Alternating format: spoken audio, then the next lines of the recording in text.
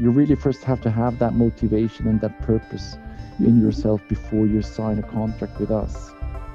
So I think for the personal development, it's important that people change, and I rather fear the NGOs where everybody has been there for 20 and more years. I would say like, ooh, that is sort of a risk for the organization. Welcome back, everyone, to this episode all about the world of work of NGOs, and in particular Save the Children, as I continue the conversation with Adrian Förster, CEO of Save the Children in Switzerland.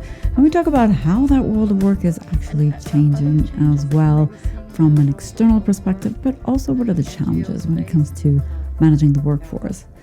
Let's tune into the conversation. Maybe also in terms of the profile of the people who are joining these organizations, but also the way of working in these organizations, not only internally, but also how you relation yourself, with in the countries, for example, where you're supporting.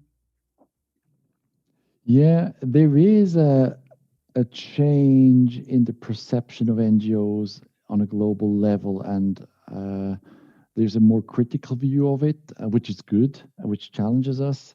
In some countries, of course, the space for civil society is shrinking because the governments don't like the NGOs that maybe challenge also certain situations and certain structures or certain lack of support for the society by the government.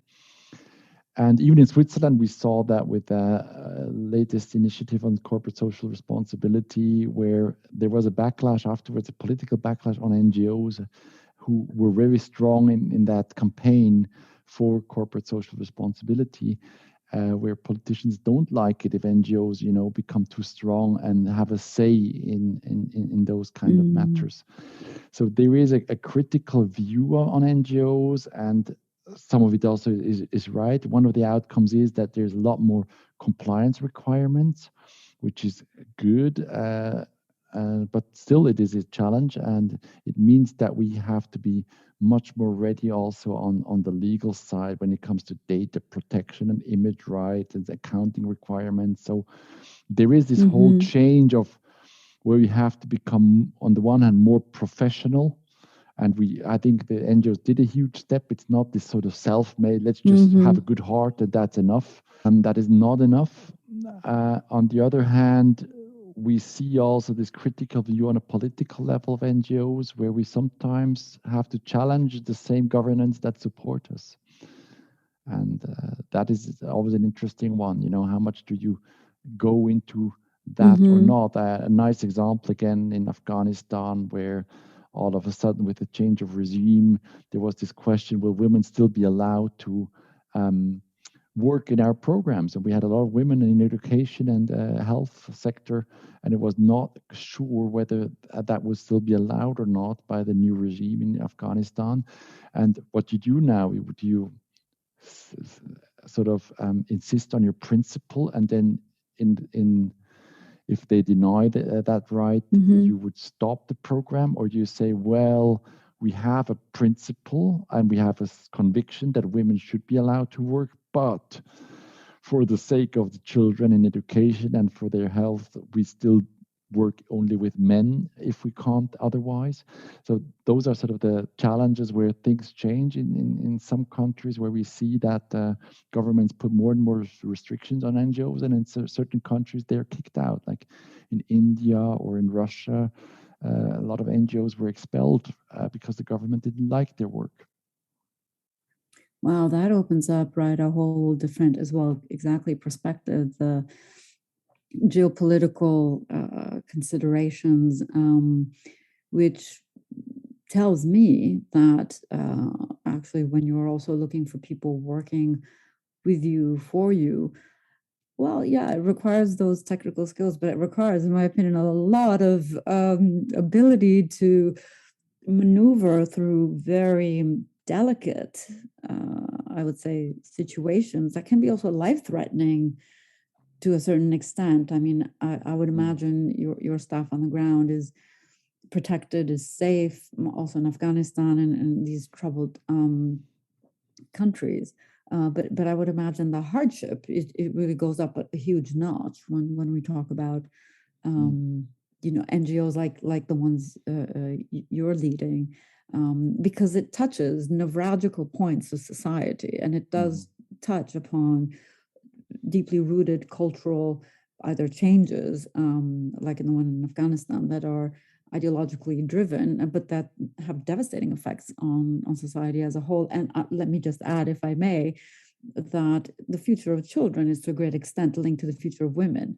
If I don't think it's it's an overgeneralization saying that the motherhood concept, or anyway the being able to live in a family or be raised in a family, right, that feels they have the freedom and access to medicine, education, etc. I think that is one of the fundamental things also for a child, to be able to grow up in a serene way, right? Yeah, and you're touching on an interesting point there. I think there's also sometimes this very romantic view about being abroad and helping the poor, and how nice that is and how well you feel. And what is often overlooked is that there's a lot of sacrifice with it. I mean, for those staff in Afghanistan or in Yemen or in South Sudan, there's a lot of sacrifice, and people are killed sometimes, people disappear, people get caught in roadblocks or have an accident, or diseases, climate, you name it, you have it, all those troubles. And I think it's one of the things that people don't see. They romanticize sometimes those contexts where they're really hard, and it's really hard to live there and work there. And it's one of the things that we also want to make sure that our local partners will really see that and understand that, and don't push them to do things that endanger them or exhaust them totally. So I think that is one of the important things to understand. It's not a fun thing to work in those countries.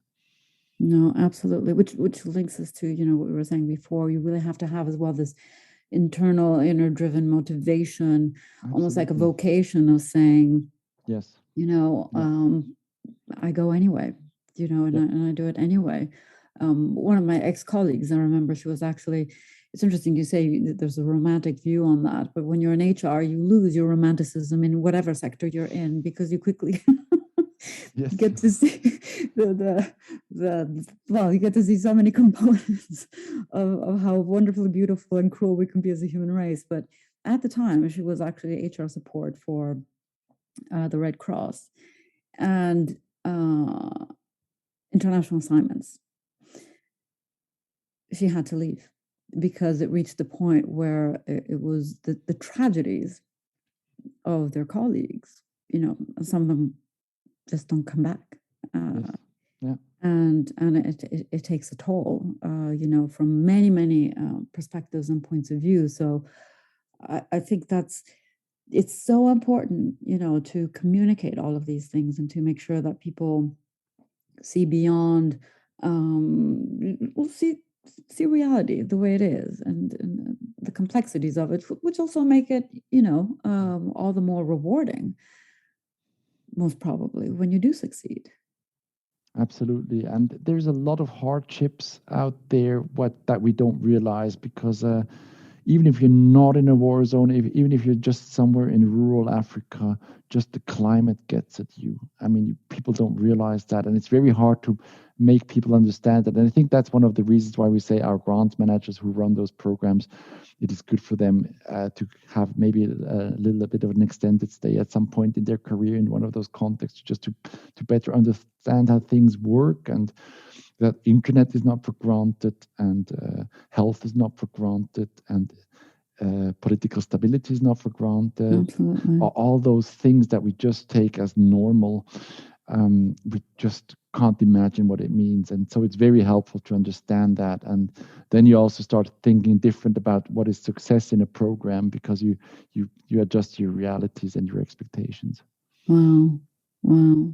And we were mentioning that you actually operate as well in this wider ecosystem. So not only with other NGOs, but we were talking about your talents. You don't only see them necessarily the ones internally employed by you, but actually you also have many partners. Your workforce ecosystem, let's put it this way, is much broader than your 50 FTEs, let's say, in Zurich. And tell me a little bit about that, and how, because I do think in companies we tend to want to own the talent, retain the talent, and who's in is in, who's out is out. You're our employee, and therefore you're part of a whole development and talent process.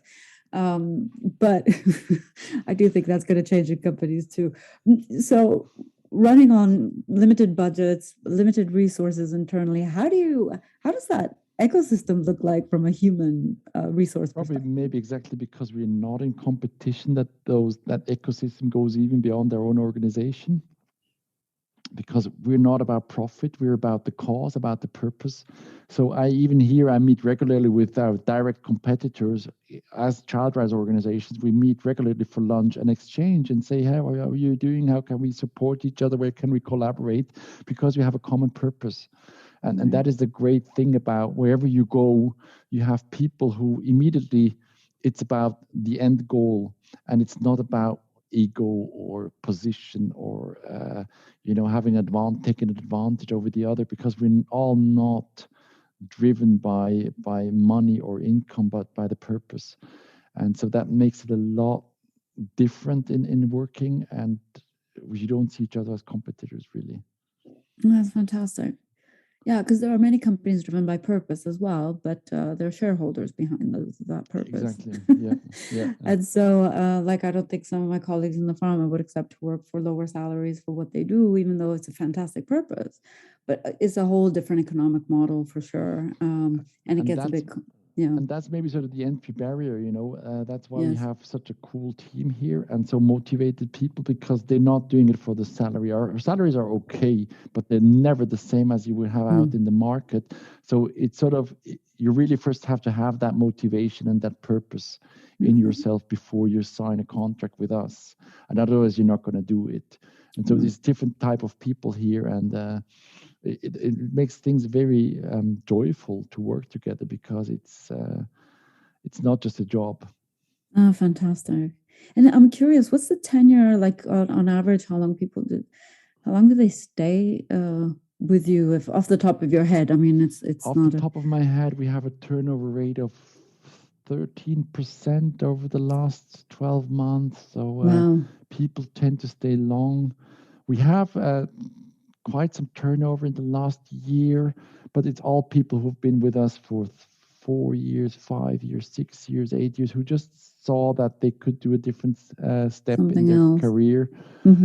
Because we were a small organization, and of course we have interns who are now team leads, but I mean, in an organization of 50, there's a certain limit to your development. And I really encourage people also, if they came straight from the studies and worked with us for 5 years, to say, hey, for your personal development, it would be great if you saw into a different organization and changed context. I don't regret or resent if they leave, because I think it is important. Yes. I myself also, every time I changed the organization, I learned a lot, and it is enriching, and it gives you a wider view of things. So I think for the personal development, is important that people change. And I rather fear the NGOs where everybody has been there for 20 and more years. I would say, like, ooh, that is sort of a risk for the organization.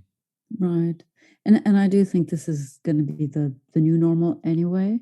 And I would even add the revolving door concept, like let your people move on to something else, let them come back. Why not bring in, it's all about the bumblebees that travel around, and we kind of... And many of them who left the past year said, hey, this was such a great experience. Maybe I'll come back at some day. And we say, yes, you're welcome. It will be cool.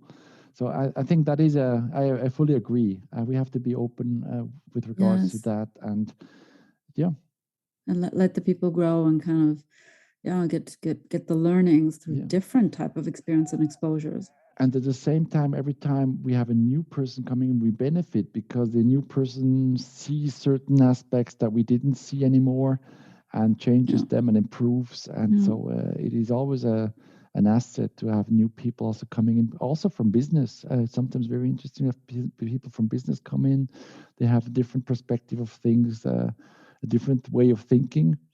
And we encourage that. We don't want to become this kind of, NGO that sort of stays the same and doesn't change and does things the way they always did. We want to really progress and evolve with the context.